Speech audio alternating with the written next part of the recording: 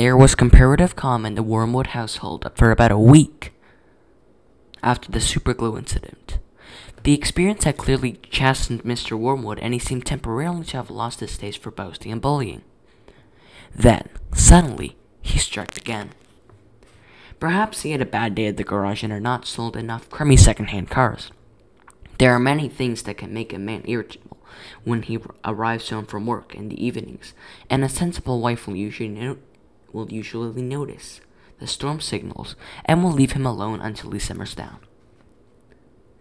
When Mr. Wormwood arrived back from the garage that evening, his face was as dark as a thundercloud, and somebody was clearly for the high jump pretty soon. His wife recognized for the signs immediately and made herself scarce. He then strode into the living room. Matilda happened to be curled up in an armchair in the corner, totally absorbed into a book. Mr. Wormwood switched on the television. The screen lit up. The program blared. Mr. Wormwood glared at Matilda. She hadn't moved. She had somehow trained herself by now to block her ears to the ghastly sound of the dreaded box. She kept right on reading, and for some reason this infuriated the father. Perhaps his anger was intensified because he saw her getting pleasure from something that was beyond his reach. "Don't you ever stop reading?" he snapped at her. "Oh, hello, Daddy," she said pleasantly. "Did you have a good day?" "What is this trash?" he said, snatching the book from her hands. "It's not trash. It's lovely. It's called The Red Pony. It's by John Steinbeck, an American writer. Why don't you try it? You'll love it." "Filth," Mr. Wormwood said. "If it's by an American, it's bound to be filth. That's all they write about." "No, Daddy, it's beautiful. Honestly, it is. It's about... I don't want to know what it's about. I'm fed up with you when you're reading anyway. Go and find yourself useful something." With frightening suddenness, he now began ripping the pages out of the book in handfuls and throwing them in the waste paper basket. Matilda froze in horror. The father kept on going. There seemed little doubt that the man felt some kind of jealousy. "How dare she," he seemed to be saying with each rip of a page. "How dare she enjoy reading books when I can't? How dare she?" "That's a library book," Matilda cried. "It doesn't belong to me. I have to return it to Mrs. Phelps." "Then you'll have to buy another one, won't you?" the father said, still tearing up pages. "You'll have to save up your pocket money until there's enough in the kitty to buy a new one for your precious Mrs. Phelps, won't you?" With that, he dropped the now empty covers of the book into the basket and marched out of the room, leaving the television blaring. Milk's children, at this point, would have blasted into floods of tears. Matilda didn't do this. She sat there still and quite thoughtful.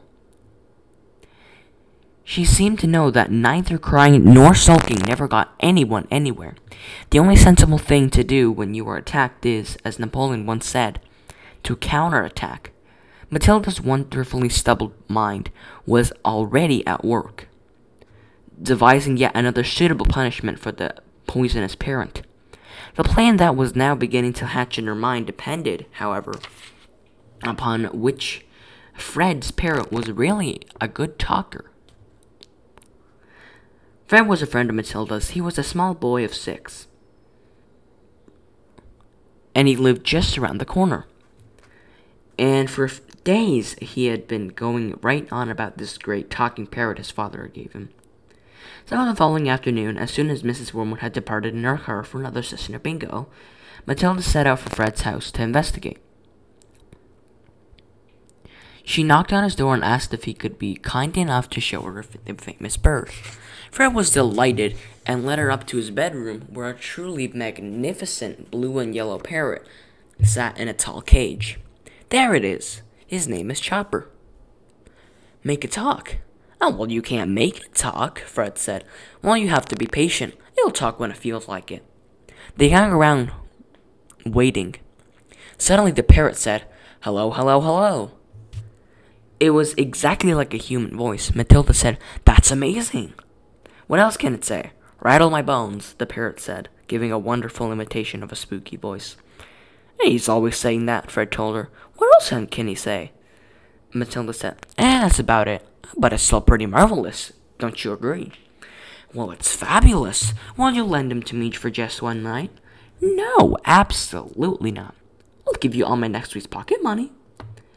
That was different. Fred thought about it for a few seconds. All right then, he said, if you promise to return them tomorrow. Matilda staggered back to her own empty house, carrying the tall cage in both hands. There was a large fireplace in the dining room, and she now set about wedging the cage up the chimney and out of sight. This wasn't so easy, but she managed to get it into the end. Hello, hello, hello, the bird called down to her. Hello, hello. Shut up, you nut, Matilda said, and she went out to wash the soot off her hands. That evening, while the mother, father, and the brother and Matilda were all having supper as usual in the living room in front of the television, a voice came loud and clear from the dining room across the hall. Hello, hello, hello, it said.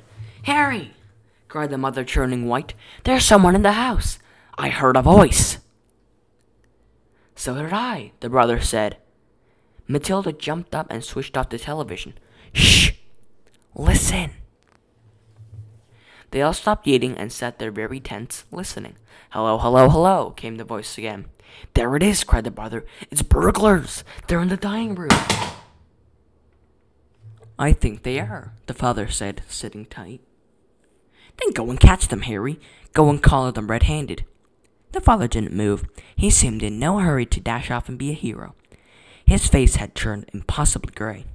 Get on with it. They're probably after the silver. The husband wiped his lips nervously with his napkin. Why don't we all go and look together, he said. Well, come on then. Come on then, Mom. They're definitely inside the dining room. I'm sure they are. The mother grabbed a poker from the fireplace. The father took a golf club that was standing on the corner. The brother seized the table lamp, ripping the plug out of its socket, and Matilda took the knife she had been eating with, and all four of them crept towards the dining room, the father keeping well behind the others. Hello, hello, hello, came the voice again. Come on, stick 'em up, she yelled. We've got you. The others followed her, waving their weapons. Then they stopped. They stared around. There was no one there. There's no one here, the father said, greatly relieved. I heard 'em, Harry. I distinctly heard their voices. So did you. I'm certain I heard them. They're in here somewhere. She began searching behind the sofa and behind the curtains. Then came the voice once again, soft and spooky this time. Rattle my bones, it said. Rattle my bones. They all jumped, including Matilda, who was actually a pretty good actress. They stared around the room. There was still no one there. It's a ghost, Matilda said. Heaven help us, cried the mother, clutching her husband around the neck. I know it's a ghost. I've heard it here before. This room is haunted. I thought you knew that, Matilda said. Save us, the mother screamed, almost throttling her husband. I'm getting out of here, the father said, grayer than ever now. They all fled, slamming the door behind them. The next afternoon, Matilda managed to get a rather sooty and grumpy parrot down from the chimney and out of the house without being seen. She carried it through the back door and ran with it all the way to Fred's house. Did it behave itself? Fred asked her. Oh, we had a lovely time with it.